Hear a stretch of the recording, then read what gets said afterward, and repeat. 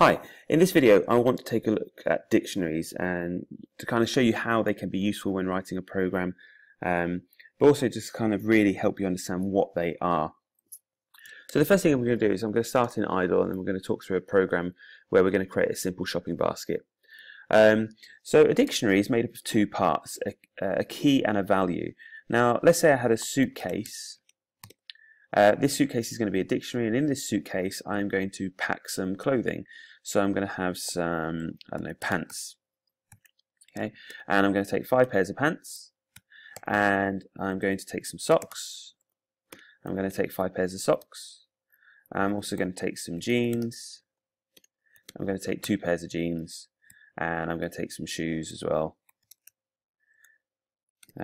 I'll take 1 pair of shoes, and I should probably pack a few more things, but in the interest of this video we'll keep it small. Okay, so if I was to call back this suitcase, you can see it's got all the items I packed, and it's got some values associated with it.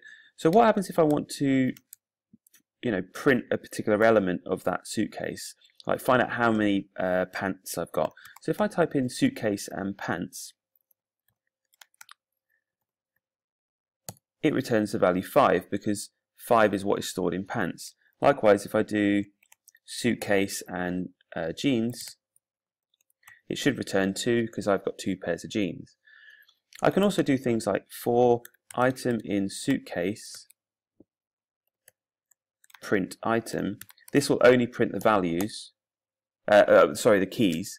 Okay, so if I want to print the values as well, what I would have to do is for item in suitcase, so for each item in suitcase, print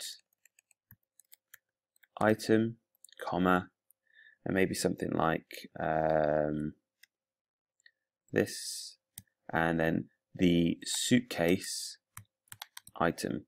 So remember, with a dictionary, if I put in the dictionary the key, in this case we're returning the key from the item is the key, it will print off for us the following information: pants 5, socks 5, jeans 2, shoes 1.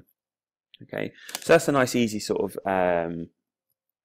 introduction into dictionaries. So let's take a closer look at our shopping basket program. Right, so the idea behind the shopping basket program is that I've got 4 options. Option 1, I'm going to add an item. Option 2, I'm going to remove an item. Option 3, I'm going to view my basket in. Option 0 is going to end the program. I've already created the basic structure of my program. It's just a case of putting things into my program to get everything to work. So the first thing that's going to happen is it's going to print off the options to the user. We're going to get the option from the user. And while the option is not 0, so while we don't want the option to be 0 so it quits, we're going to either add an item, remove an item, or view the basket. So let's start off by adding items to the dictionary. So the first thing we're going to need to do is find out what the item is that needs to be put in. So we're going to get the item from the user, enter an item.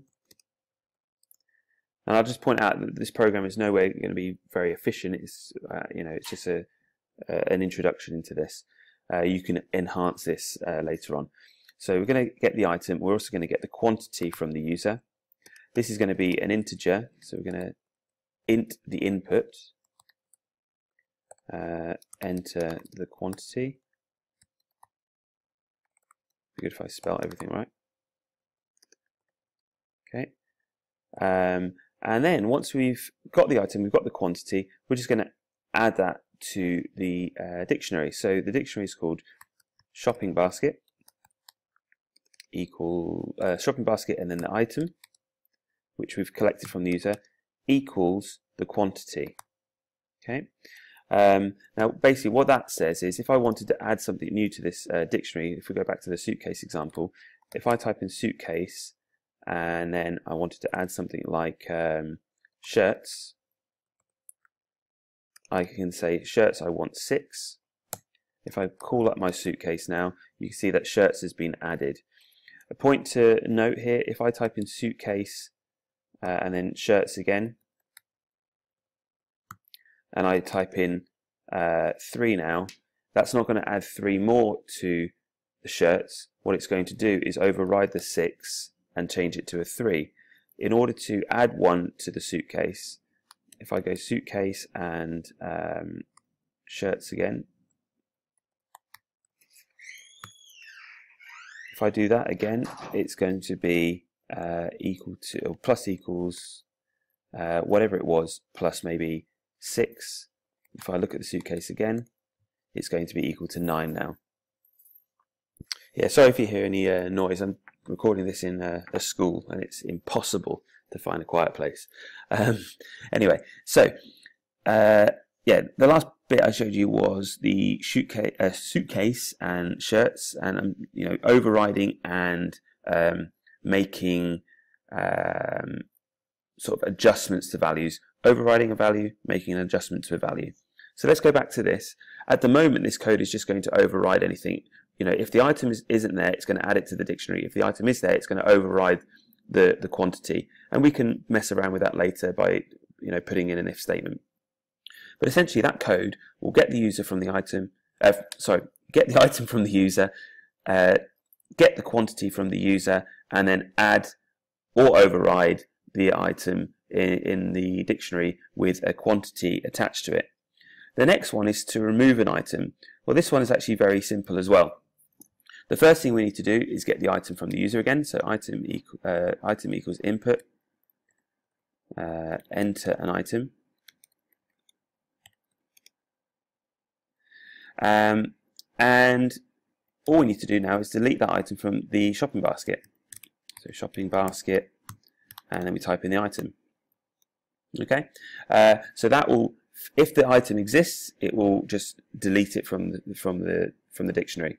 The third one is view the basket. Well, that's a nice and easy one. That's just print shopping basket.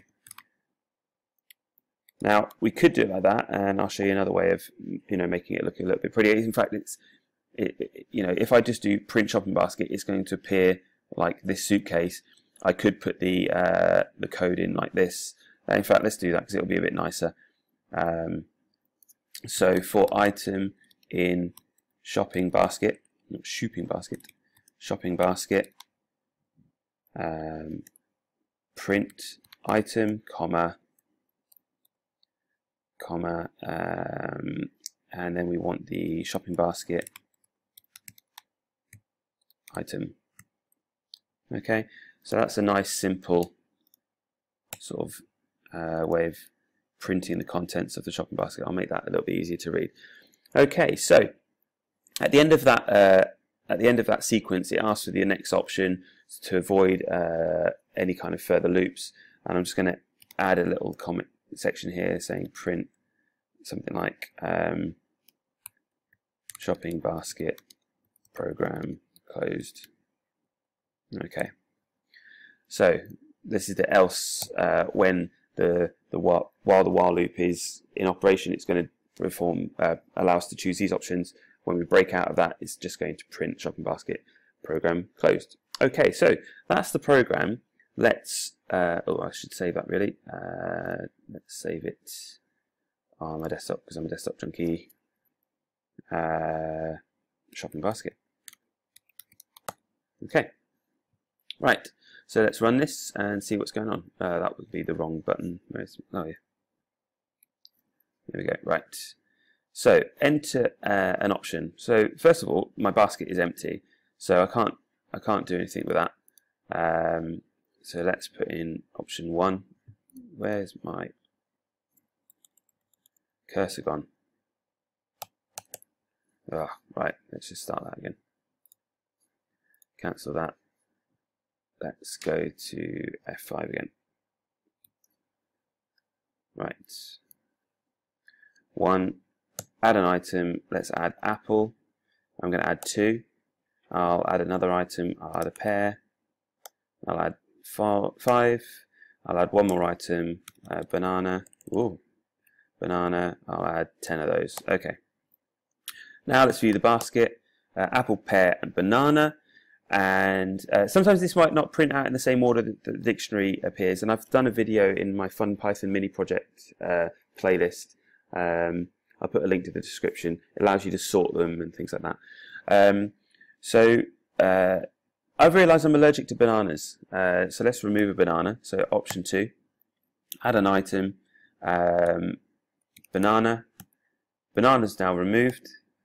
Oh, come on. Why won't you let me delete?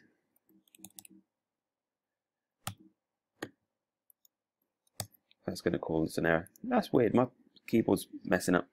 So we'll just run it again. Add my item, banana, 10, apple. What do I put? Apple 2, I think, isn't it? Where is it? In the interest of, yeah, 2. In the interest of consistency. And oh my days. Errors galore. Right, I'm just going to pause it, and through the magic of editing, we'll have a state where we were before. Ta-da! Right, so I've relaunched my program. So I've added 2 apples, I've added 5 pears, and I've added 10 bananas. And you can see the answer here. I am allergic to bananas, so I'm going to put in option number 2, and I'm going to delete the banana. It would be good if I spelt it. Banana. Okay. It doesn't give me a warning message or anything saying something's been deleted. Didn't put that in. But if we review the basket now, you can see that the banana has been removed. Let's say actually I want more apples now. So at the moment I have to type in 1 apple, and then I can override the original apple. So at the moment it's 2. I want 10 apples, so I put 10, print the shopping basket. That's delete. Whoops. Get rid of the pair. Meant to go 3. You can see that apple is now on 10. If I wanted to modify that program and say, right, what if the item already exists? Instead of adding an item, what I can do is say in here, enter an item, if item in shopping basket. Okay, if it is in the shopping basket, I can print some sort of message saying something like print item already in shopping basket, and then kind of go on and say, what do you want to do? Do you want to add more to the basket, or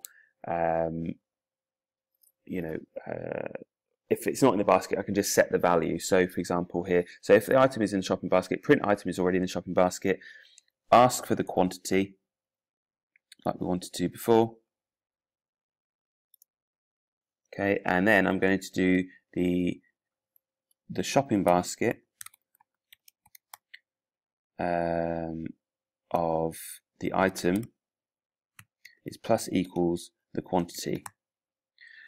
If it's not in the shopping basket, then again I just ask for the quantity and I set the value. So you can see the difference here. This one is plus equals, which is equivalent to maybe make it clearer, shopping basket item plus the quantity. So whatever the value of the shopping basket is equal to whatever the value was plus the new quantity. Whereas this is just set the value. So now if I run this, we'll start again. So the shopping basket option number 1, I'm going to add an apple and I'll set that to 2.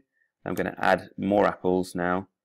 Apple, it says item already in shopping basket, enter the quantity. I'm going to add 10 more. So now when I view the shopping basket, you can see that apple is on 12.